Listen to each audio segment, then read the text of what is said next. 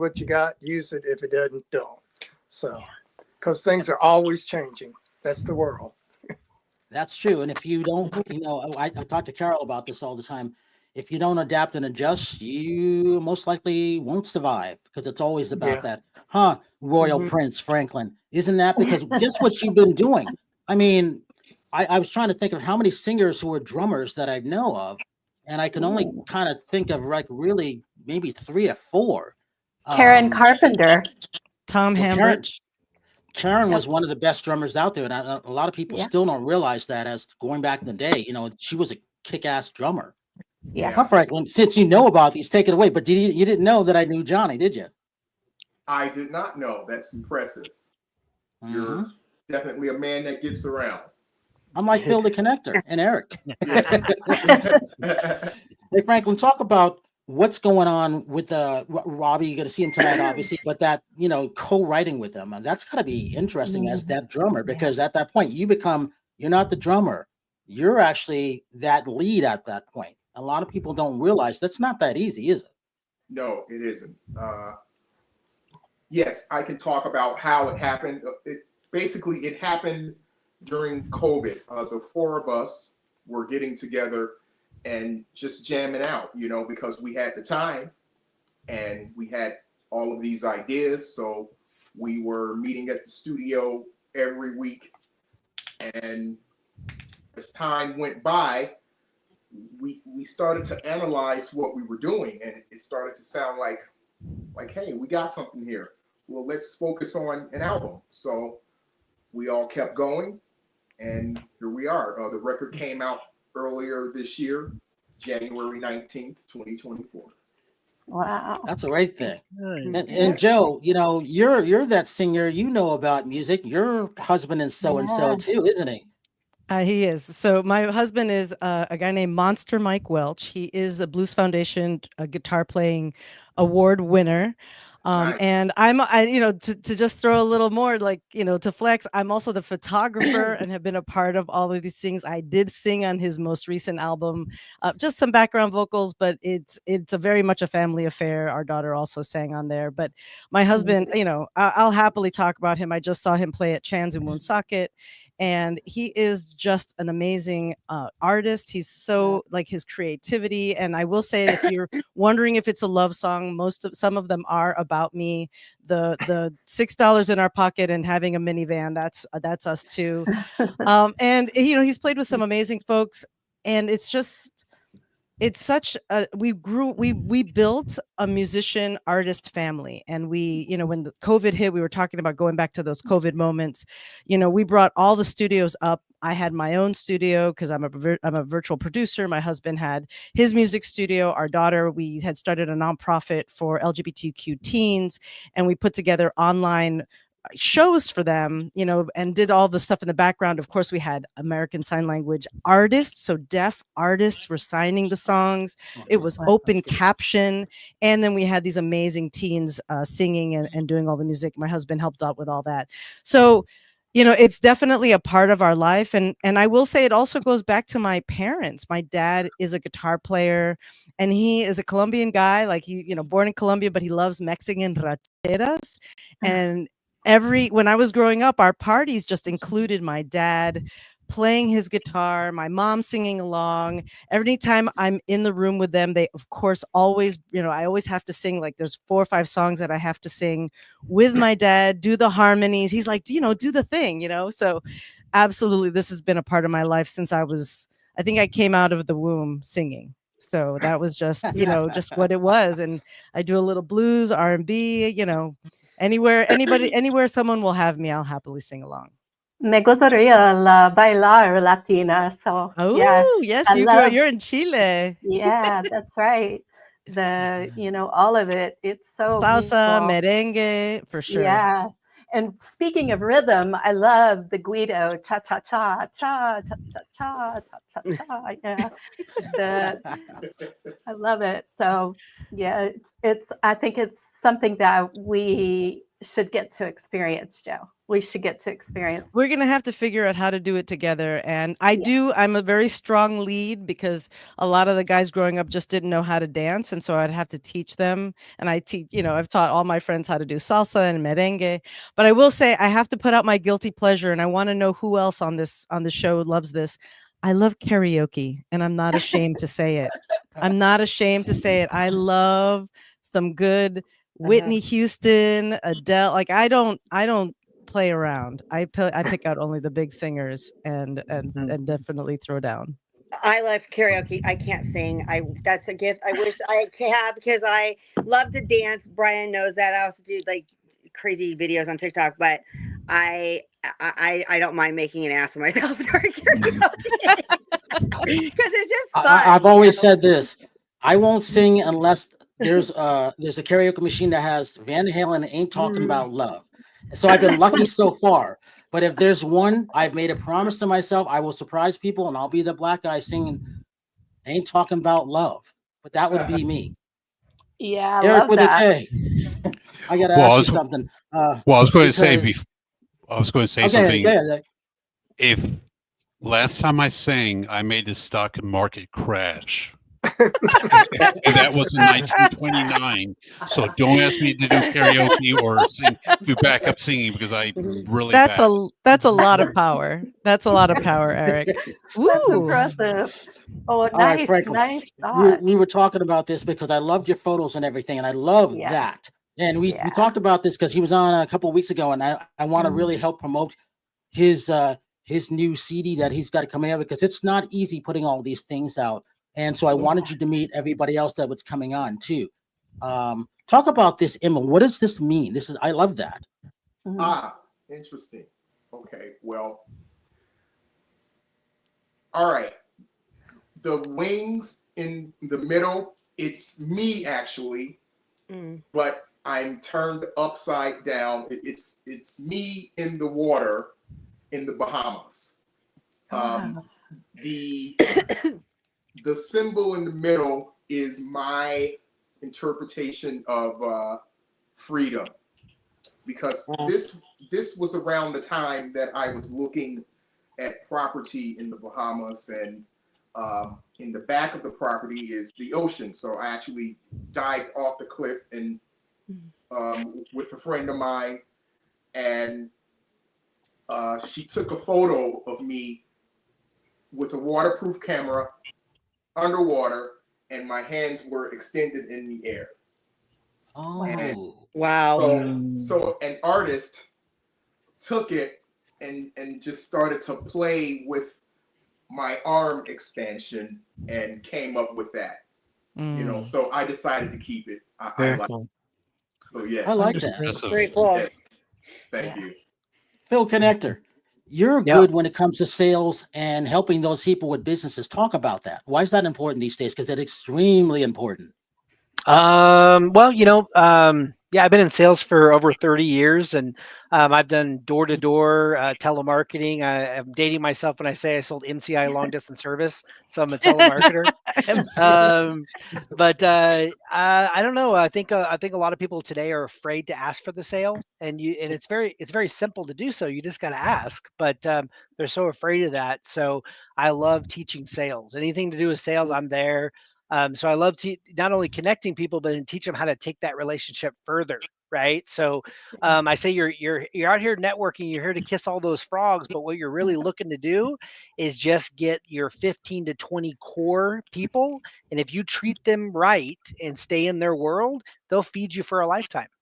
So, and that's what we like to teach is give to grow. So that's one of the workshops I do.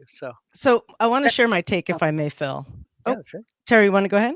Oh no, I just wanted to say that I'm not sure if I know Brian knows this, but I have 25 years of medical sales experience, so that's been my forte. So I'm always with different audiences, whether it be hospital administrations, orthopedic surgeons, athletic trainers, So, and I even work with patients. So it's very challenging, but it's very rewarding, because I like to work as a consultant. So that's kind of my expertise. And like now I'm training other reps, and that's really exciting that now I get to do that. Wow. That's fabulous. I wanted to share just a story I use when talking with folks.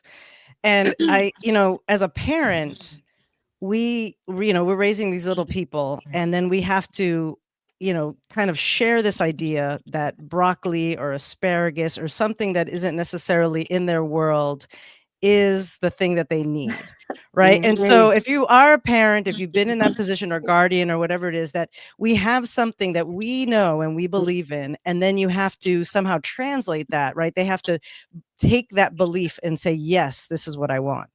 And so I usually speak to, especially folks who are very nervous about sales, is that it's at the core, it's about the asparagus. It's about the broccoli. That, like, when I looked at my child, I didn't necessarily, when I saw resistance, I said, oh, this is a tree. Or my favorite was, we got on either side of the cooked asparagus, and we made a race to the middle.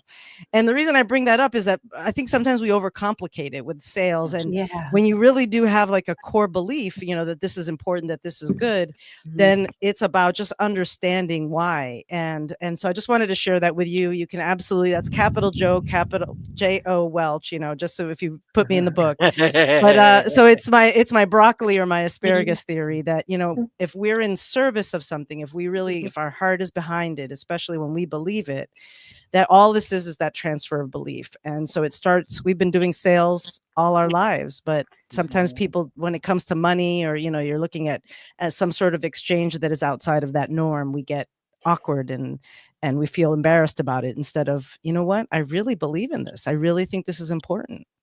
I think you bring up such a great point, because we're enrolling people every day, and every conversation we have in one way or another, it's always an exchange of information and ideas.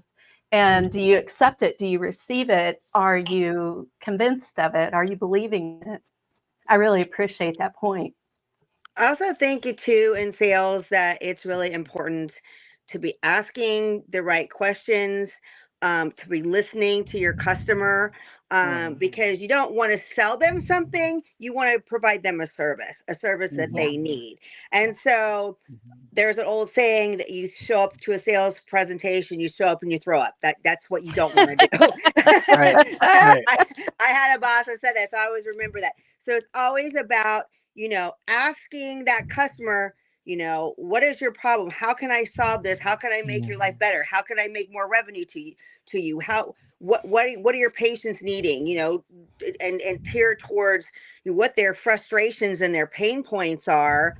And then they don't look at you as like a sales rep, because the last thing that people want when they're, trying to buy something is somebody to push stuff on them, especially like a used car salesman. Like, when you go in there and they're pushing stuff on you, you want that person to sell the product to themselves. And that's how I try to sell as a consultant.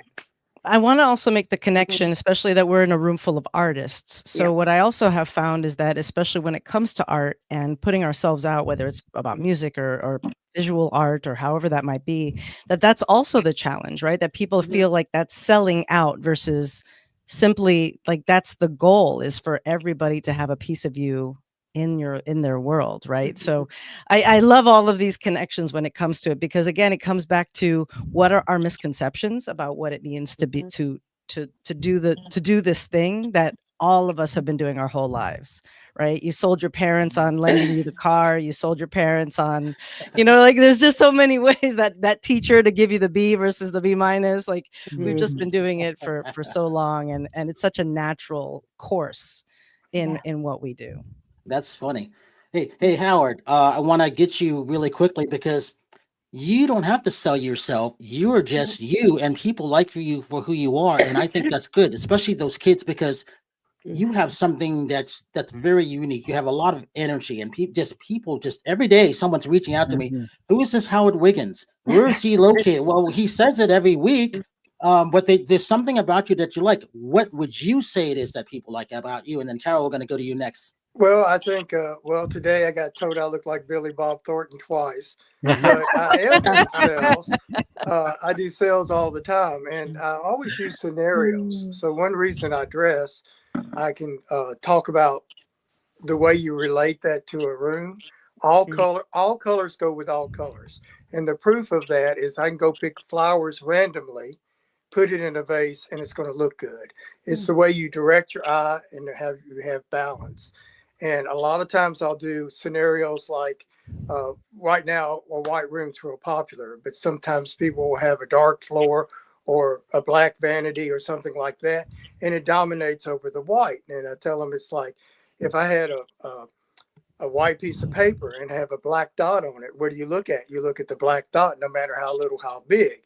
The way you fix that is you have several black dots on the piece of paper, so it's balanced. So my eyes jumping around from the floor to the walls to the ceiling, and therefore I see the whole room together. I don't see that one black dot. I see several. So I do that constantly. I have all these little rules that I make. I was looking at the book I wrote, What Were You Thinking? Costly Mistakes That People Make. And one comparison I used to do is people tend to buy what they like. You start off with what you love, you put what makes it look best.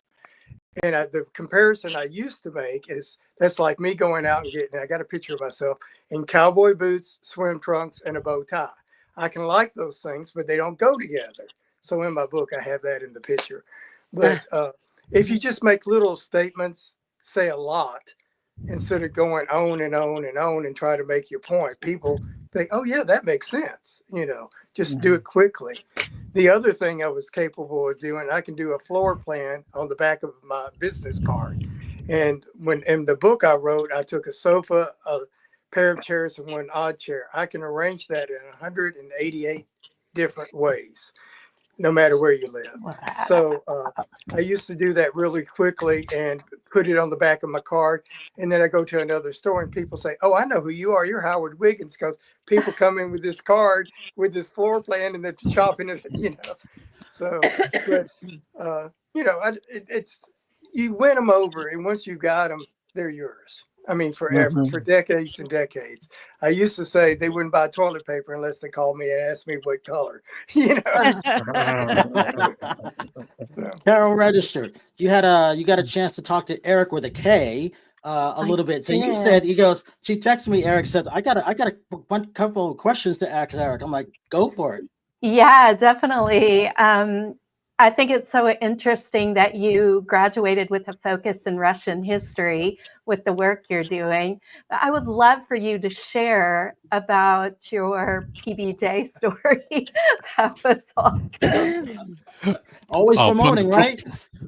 From the book, right? Right. Okay. Right. Well, don't anyone fall over backwards. I have never had a PBJ ever. Not even as a kid. So all my friends are still having wagers who's going to get the big money trying to make me. Is there a reason? Well, the funny thing are you is, are you deathly allergic to peanuts? No, just don't like. I never grew up with it. But the funny thing is, my dad was German Mexican. He was first generation. My mom was second generation, and she's Norwegian Scandinavian, and they didn't have that. So. But the story was in the book, and We Know Your Name, the main character, he's a CIA analyst, and no one knows that. And so yes, that one. Yeah. That's the one first in the series. So his girlfriend, who's younger, takes him to a college bar to meet her friends and this and that. And she's talking, and her friends are talking. And one guy said, hey, have you ever eaten ramen noodle soup? And he looks at him and was like, no. And but I hate to say it, that's my favorite soup. That's a disclosure. And so she makes fun of him and says, oh, let me guess, you never had a PBJ. And he's thinking to himself, PBJ, well, that was a naval bomber during World War II, so I don't think she means that. So I better ask her, what's a PBJ? Peanut butter and jelly sandwich. He went, oh, no, I never have. So I make fun of myself and the story with that. Yeah, your characters that you talked about building out, being believable and being flawed, even though, you know, operating in the top 1 to 3% of the population, less than the 1% of the population in reality. Super interesting. So I am excited to dive into these books. And you mentioned the Horizons book that you released at the same time, Horizons Without Boundaries, at the same time as you released Between Methods and Madness. And I was wondering why you released both books at the same time. Okay. So when I was writing Horizons Without Boundaries, I was doing my corporate job. It was my last year. My wife says, hey, just focus on writing, market the hell out of it, and so we can get you to the next step. So I said, okay. So after work, I wrote for 2-3 hours every day. Always made time for her. That's important, though. And so I put my 2 weeks notice in, and within that 2 weeks, I had a dream. And I woke up around 3:30, and she was panicking. She said, are you okay? I said, yes, I'm fine. I have an idea for book 4. She says, you haven't finished book 3 yet. I said, I know, but I have an idea for book 4. As soon as I quit my job, I started writing book 4 and finishing the first draft in 14 months. And then I went back to finish book 3, and that's why they were published together. So. I like that, though. That's not unusual for somebody. There was a couple people I interviewed in the movie world where they knew the ending. They had to get there, but they knew the ending, and it was very interesting because you have these different interpretations. And I think that's great. Tell them why people should go out and buy your book. Franklin, coming to you next. Why? Because it's very compelling, because when you think it's the right thing to do, it's not always the right thing to do. Like, for example, and since you brought up Horizons Without Boundaries, the main character has to go back in time to 1940 during the Battle Blitz, because somehow this timeline gets skewed.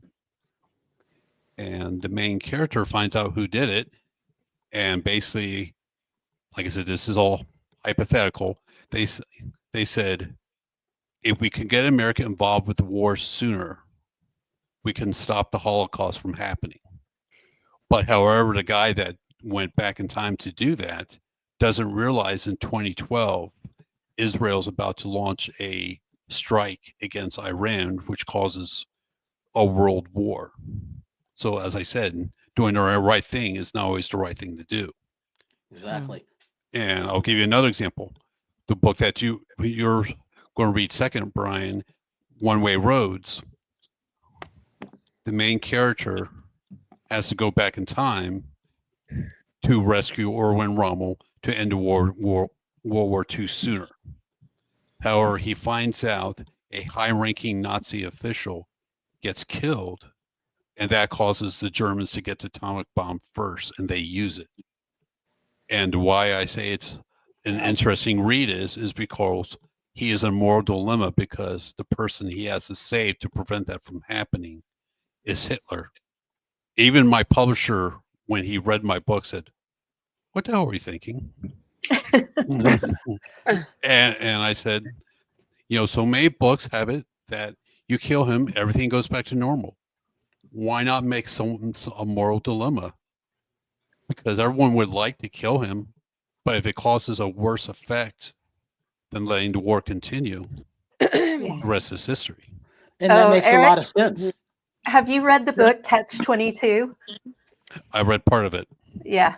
It just totally reminds me of that scenario, the Catch-22. Which way do I go? Yeah. Yossarian says, I want to be crazy so I don't have to fly, but, they're going to put me in a plane to bomb. So I'm crazy for going in a plane to bomb it. So, like you said, it's a Catch-22. Hey, Franklin, we got to. Oh, go ahead, Erik. Sorry.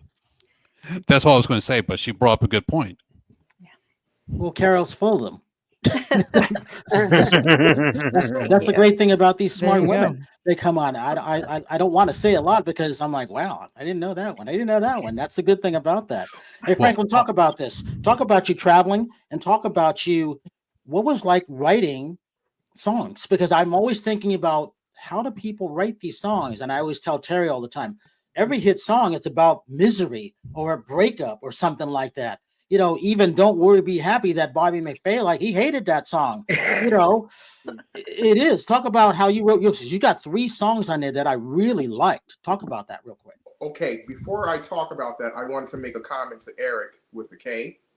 Sorry, yeah. Thank you, Franklin. How you doing, Erik? What you say is very intriguing. I would like to check your books out. Thank you. They're available on Amazon, and what's nice about they'll say 1 of 2, 1 of 4, 2 of 4, so you know what the order they go in. Okay, that's awesome.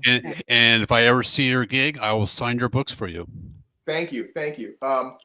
Yeah. I'm taking a quick sidebar. I'm sorry. I'm going to answer your question, Brian. Give me a second, sir. Go ahead. The other night, I went to a business dinner with a couple of colleagues of mine that's on my team that I put together in Chicago regarding a Chicago education and performance arts project. One of those individuals I was having dinner with, he's a former soldier, and he's a special ops soldier, as a matter of fact, you know. So he was involved with a lot of classified things, and he pointed something out to me that I never realized, but it makes a lot of sense. He said, if you ever noticed when our taxes are at our highest point, it's always because of wars. War that we constantly have going on, whether it's a conflict within our country or a conflict outside the country, like Israel and Hamas, that stuff like that, for example. Like throughout the years, if you do research, taxes have always been high. And it made me think about what you were speaking of. Yeah. Makes sense. Throughout time, you know, like every time there's a war, everything increases. And if there's not a war, things are calmer or softer or whatever. But it just seems like throughout history, there must be a conflict to gain more money for reasons that we're not aware of, whether it's greed or turmoil to other cultures or, you know. Forgive me for interrupting, but Franklin, like wars are hugely profitable. Oh, Hugely. absolutely. Yeah. Now, leading into what Brian was talking about, he was asking me what led me to write these songs. As a matter of fact, there's a lyric in one of my songs that will be one of the singles that I release in 2025. In the second verse, I say, fighting a war that I don't understand. Money and war always go hand in hand. So, yeah. So without realizing, I knew that, like, okay, yeah, like, to me, money is always about profit. Money for reasons that we can't see, you know, right away. Yes, so yes, I would love to read your book, Erik. Yes, awesome. What led me to write the songs that I have? Well, pretty much all of it were my life experiences, whether it was with a group of lots of individuals or romances that I had. You know, a lot of it is based on love, sex, passion for whatever you have going on, and, you know, so things that we've experienced in society. Like, you could be standing in a group of a bunch of people, but you still feel alone. And, you know, I kind of talk about that a little bit in another song that I wrote. So, Brian, which songs do you like? Which ones are you speaking of? I can't remember the names like now because I got so much stuff going through my head. And I was actually going to look, but they were catchy when I was listening to them because I was in the mood. It's like I got to be in that mood because there's so much stuff going on in the rule, you know, especially when I'm traveling, and you know what that's like. And it's Yes. just like I was Oh, telling yeah. Eric, Yes, I got my to take travel. that time to read a book, and I can't read a book inside. It's got to be outside. I've got to be on public transportation and not driving for me to read it. Because once I read it, I don't want to put it down.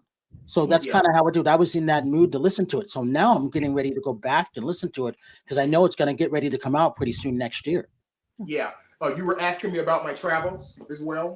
Yeah, real quickly, and then give you social media links. Yes. What do you want to know about my travels? I have a lot of traveling that Pick one country that you like to travel to. All right. You want the long answer or the short answer? Okay. Short answer. In Europe, my two favorite countries, I would say, is Italy and Switzerland. South America, I love Brazil. And I really like Colombia. I've been there once, and you know, you always hear scary things about Colombia, but it was quite fun. I had a wonderful time. I've been to Chile.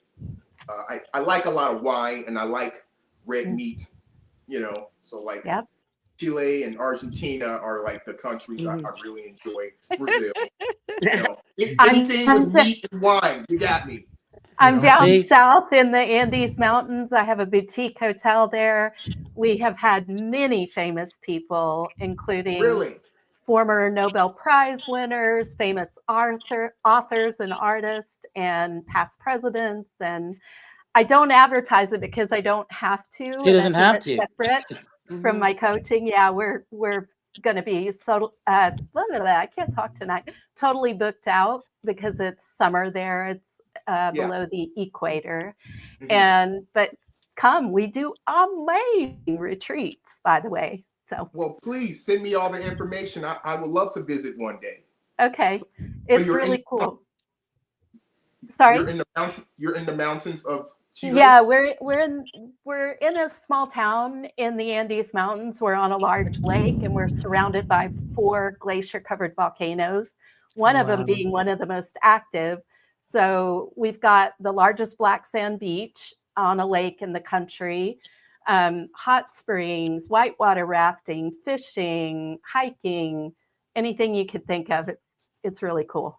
Well, I would love to get in touch and receive all the information about your hotel. Okay. I'll check it out for sure. All right, real quick. Terry Marie, give them social media links. My social media links is Terry Marie Nonstop on all platforms. And I'm on TikTok Shop. If you want to get some holiday specials, follow me on there. Carol Register. Reach me on primarily IG, but also on LinkedIn at Carol Register, on Facebook as well. So I'm easy to get a hold of. Phil the Connector. Either Phil Herrington on all social media platforms, and that's with an E, HERRINGTON. Howard Wiggins. Howard Wiggins Facebook, movies, reviews, and more. And I've only had one vacation in my 71 years of my life. You are not 71. No, I've only Need a I vacation. do day trips. I go to another state and back. I don't go any further than that. And I'm You okay need a with dancing vacation. We're going to talk about that tomorrow. We will. Joe Walsh, social media links.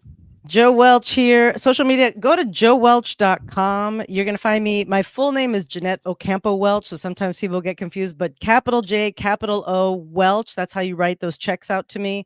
That's joewelch.com. And you can find me everywhere as well as LinkedIn. But that joewelch.com is going to tell you everything that I am up to. Eric K. That's right. Just make sure you spell it right. ERIK. Last name is FOGE. On all the social media links, including LinkedIn. FOGE. Yes. So Franklin, you can reach out to me. I'll tell you more about the books. Perfect. You got it. And I will leave you with this quote, since you said you heard lyrics. I always put something in my books. In my book, We Know Your Name, I put the quote in everyone I sign. I say, before you leave, make sure they fear and respect you. Yeah. And I'm going to end with this because I'm out of time to talk about movies. The publicist is going to be upset. But Separated came out yesterday. It's about the kids that were separated. Talked to Jacob Sobolov about this yesterday. Adam Kinzinger, The Last Republican. Steve Pink talked to him about that. These movies are out there. They're very, very good documentaries. And one more, Unstoppable, Jennifer Lopez.